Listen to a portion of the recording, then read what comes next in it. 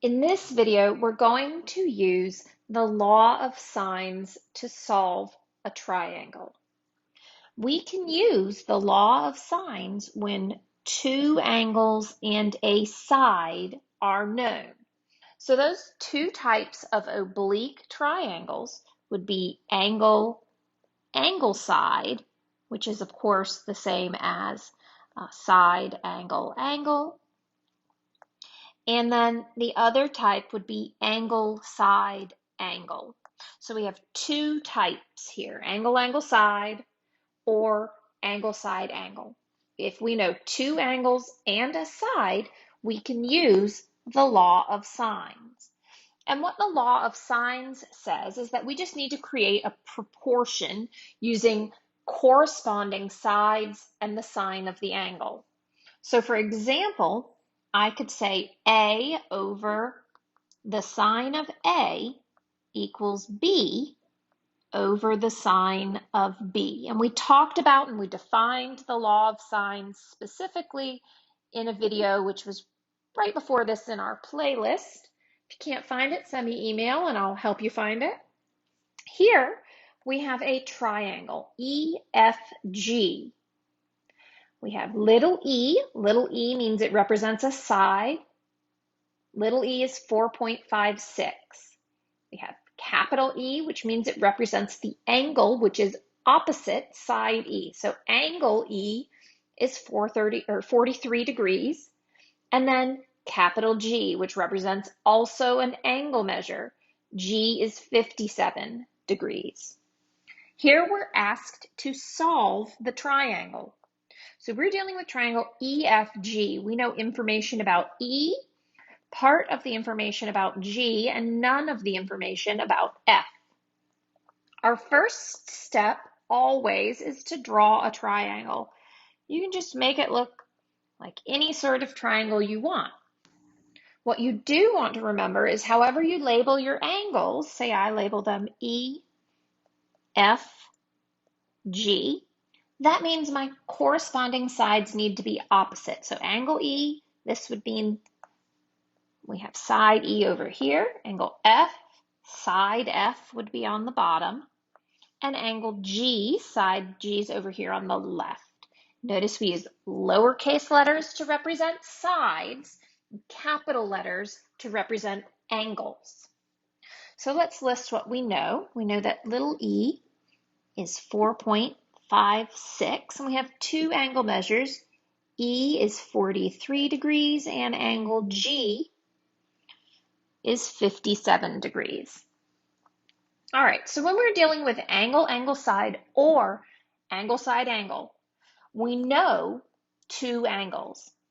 Our first step here, since we know two angles, will be to find the missing angle. And we don't even have to use the law of sines for this.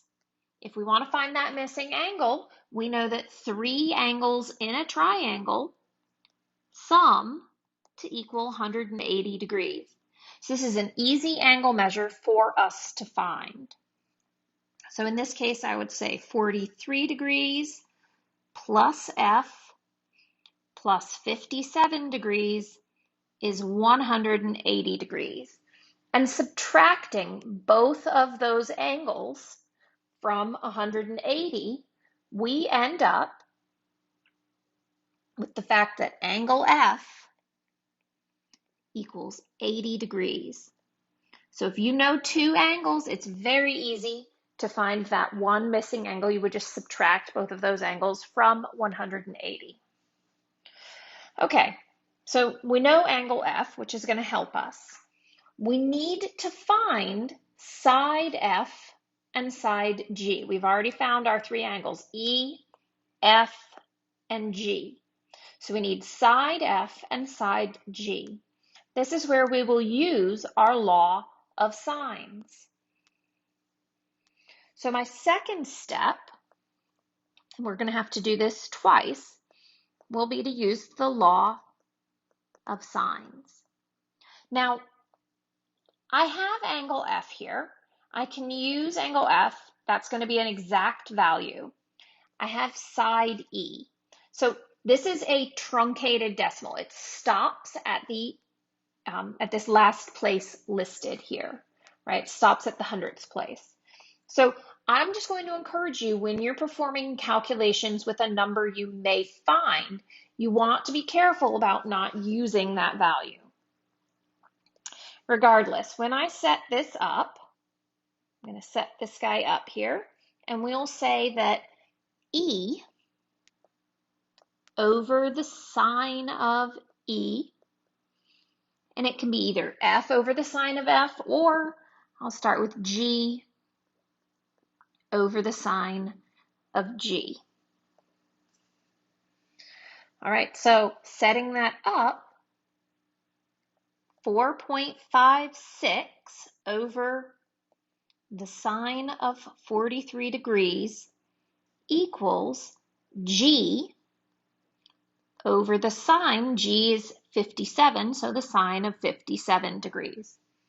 I need to encourage you, when you are solving these and you're using your calculator, you want to make sure you're in the correct mode. These angles are given in degrees, so you want to hit that button, mode, on your calculator and make sure you are in degree mode and not radian mode.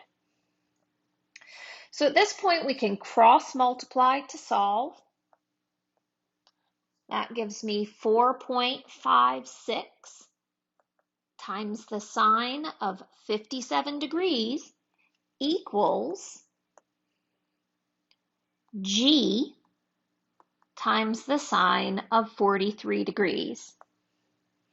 So we're solving for G. I'm going to divide on both sides by sine of 43, and that gives me 4.56 times the sine of 57 degrees is divided by the sine of 43 degrees.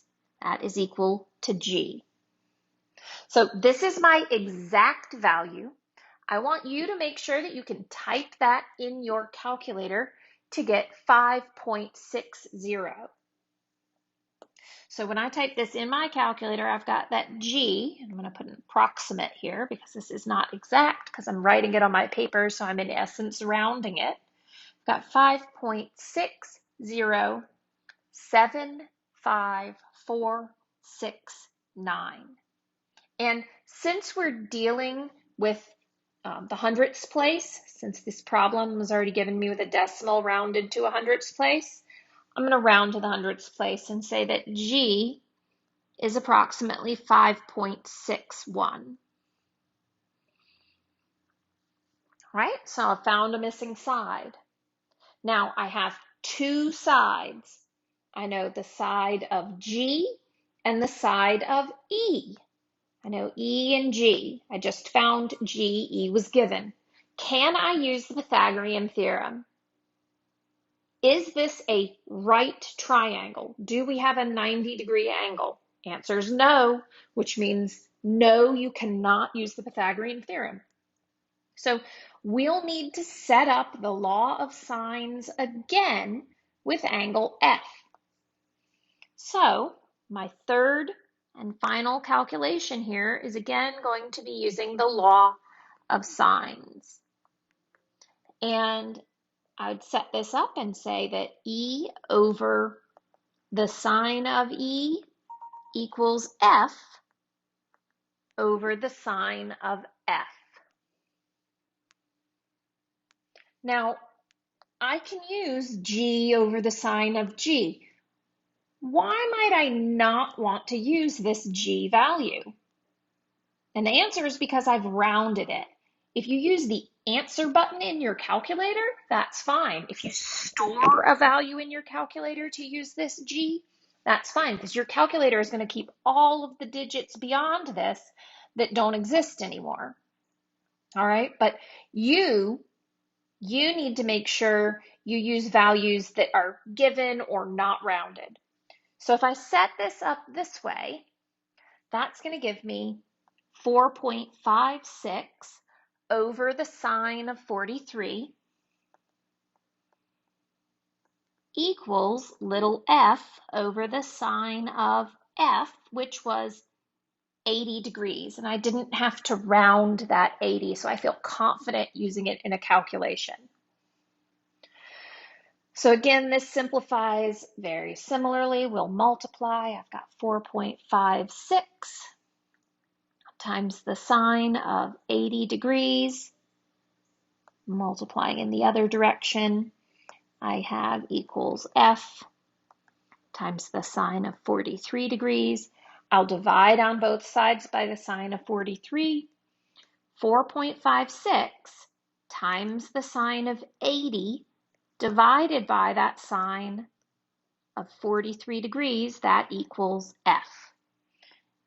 I encourage you to pause, make sure you can type that in your calculator, because when you do this, you're going to get a value of 6, or approximately, I'll say. We have 6.5846548182, or rather approximately 6.58.